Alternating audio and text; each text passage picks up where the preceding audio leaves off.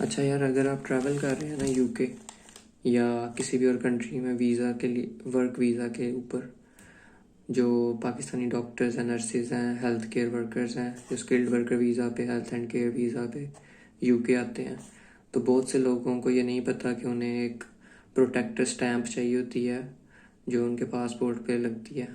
ठीक है, वो स्टैंप आपकी, अगर तो कुछ उसके रीजनल ऑफिसेस हैं, तो जैसे मैं फैसलाबाद से था तो मुझे लाहौर जाना पड़ा था, कुछ लोगों को पिंडी जाना पड़ता है, तो उनकी वेबसाइट पर दिया हुआ है, तो आप वहाँ जाके देख सकते हैं कि आपको कहाँ किस ऑफिस में जाके वो स्टैंप करना है। ठीक है, और ये प्रोटेक्टर स्टैंप कब लगेगी? जब आपका वीज़ा आ जाएगा। ठीक है, वर्क वीज़ा आने के बाद आपने उस ऑफिस में जाना है, वहाँ पर आपको ये स्टैंप लगेगी। आपका एक पूरा दिन इस काम के अंदर लग जाएगा, इसलिए आपने फ्री हो गए आराम से एक पूरा दिन ले के जाना है। ठीक है, मतलब उस दिन आपको और कोई काम नहीं होना चाहिए, और वो सुबह आपने 8 बजे ऑफिस में पहुंच जाना है। ठीक, अब दूसरी चीज़ जो आपको बतानी चाहिए कि ये प्रोटेक्टर स्टैंप होती है। ठीक है, प्रोटेक्टर स्टैंप असल में ये आपकी इंश्योरेंस होती है एक तरह से। इसकी कुछ फ़ीस होती है, आप वो फ़ीस देते हैं 9,200 रुपये।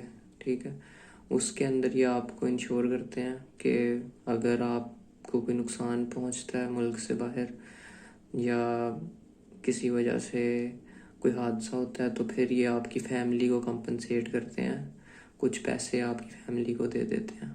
ठीक है, दूसरी चीज़ ये है कि अगर आप मुल्क से बाहर हैं, वहाँ पर आपके साथ जो आपके एम्प्लॉयर है या जो कंपनी जहाँ पे आप काम कर रहे हैं वो कोई ज़्यादती करते हैं, आपका पासपोर्ट रख लेते हैं या आपको पे पूरी तरह से नहीं करते जो आपका कॉन्ट्रैक्ट हुआ था, तो तब भी आप इनको कॉल कर सकते हैं और ये फिर आपको बगैर किसी फ़ीस के आपकी हेल्प करते हैं।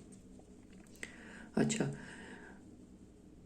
क्यों चाहिए, इम्पोर्टेंट क्यों है ये? इम्पोर्टेंट इसलिए भी है कि अगर आपके पास ये स्टैंप नहीं होगी आपके पासपोर्ट पे, तो आपको एयरपोर्ट पे जो FIA की इमिग्रेशन टीम होती है वो आपको फ़्लाइट पे ही बोर्ड नहीं करने देगी। तो बहुत सारे लोगों के साथ ऐसा हुआ भी है, बहुत सारे लोगों ने ऐसा शेयर भी किया है कि उन्होंने ये स्टैंप नहीं किया क्योंकि लोगों को पता ही नहीं है, तो उसकी वजह से फिर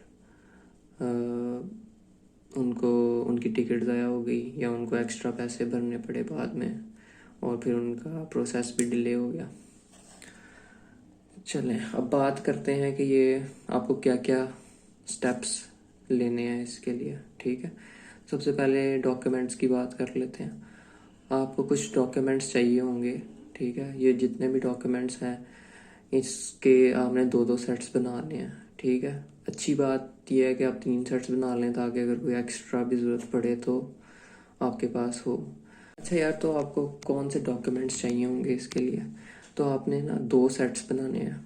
ठीक है, डॉक्यूमेंट के, उसके अंदर आपने अपना ID कार्ड, ठीक है, अपने करीबी रिलेटिव का ID कार्ड, मसलन आपके अम्मी अब्बू या बहन भाई या आपकी वाइफ, उसका ID कार्ड आपके पास, उसकी कॉपी भी होनी चाहिए। ठीक है, फिर आपका पासपोर्ट, उसकी जो पहले 4 पेजेस हैं उसकी फ़ोटोकॉपी होनी चाहिए। फिर आपके वर्क वीज़ा की कॉपी होनी चाहिए। आपका जो एम्प्लॉयमेंट कॉन्ट्रैक्ट है उसकी कॉपी होनी चाहिए। इसके बगैर वो आपका दिन ज़ाया हो जाएगा, प्रोटेक्ट स्टैम्प नहीं लगेगी अगर आपके पास आपका एम्प्लॉयमेंट कॉन्ट्रैक्ट नहीं होगा। उसके अंदर मेंशन होना चाहिए कि आपका कॉन्ट्रैक्ट कितनी देर के लिए है और आपकी सैलरी जो है वो कितनी होगी। ठीक है, ये 2 चीज़ें लाजमी मेंशन होनी चाहिए। आपके एम्प्लॉयर का ईमेल एड्रेस, उसका टेलीफोन नंबर, उसका एड्रेस, जो पोस्टल एड्रेस है, अगर ये चीज़ें हों तो ये बहुत अच्छी बात है क्योंकि बाज़ औक़ात वो पूछ लेते हैं।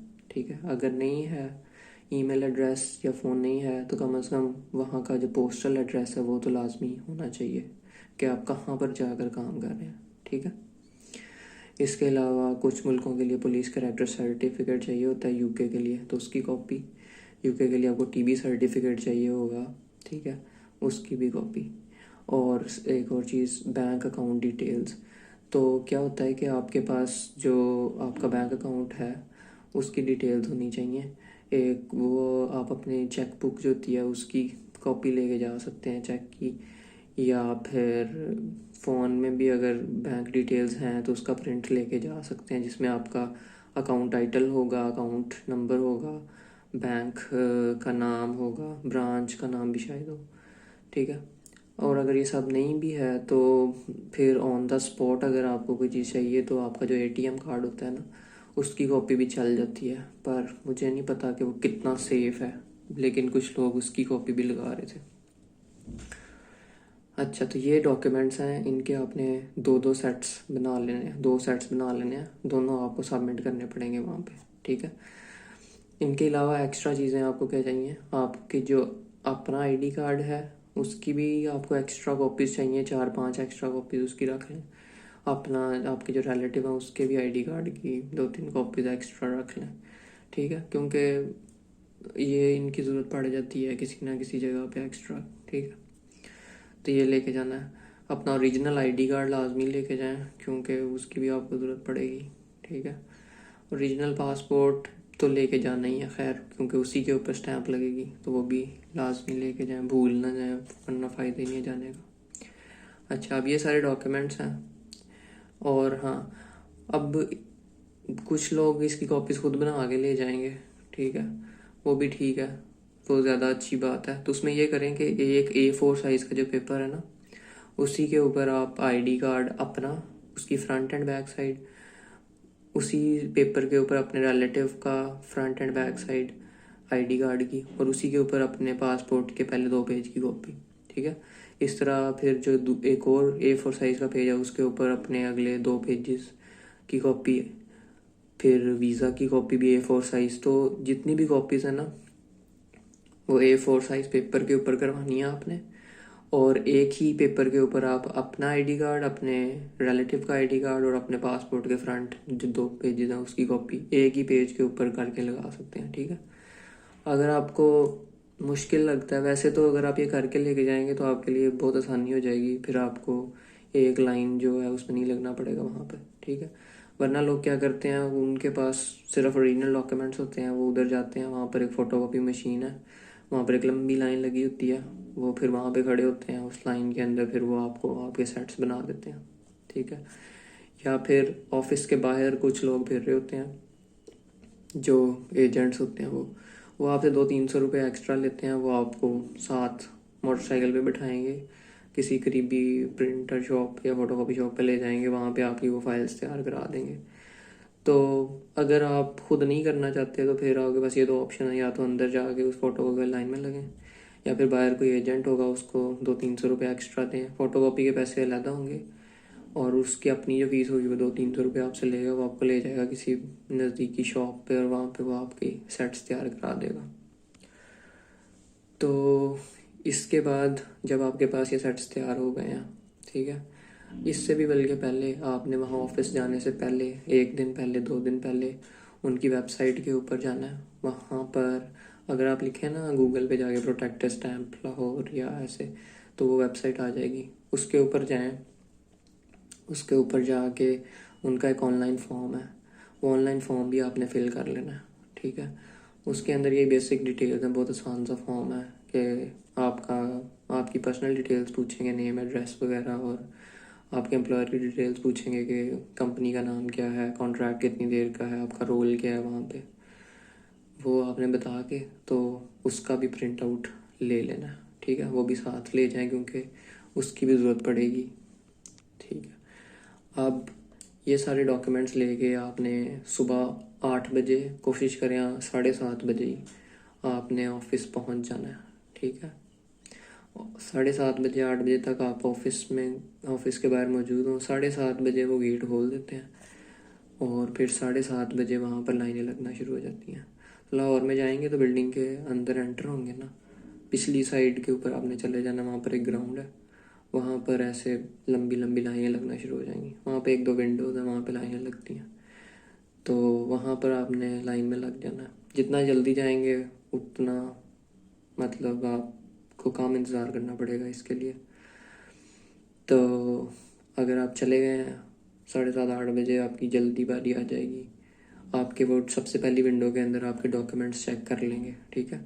जो अभी ये सेट्स आप लेके गए हैं ना, ये वो चेक करेंगे। अगर इनमें से कोई आपका डॉक्यूमेंट मिसिंग होगा या कुछ कंट्रीज में कोई एक्स्ट्रा डॉक्यूमेंट चाहिए होता है, वो चाहिए होगा, तो फिर वो आपको कहेंगे कि आप अपना वो डॉक्यूमेंट लेके आएँ, ठीक है।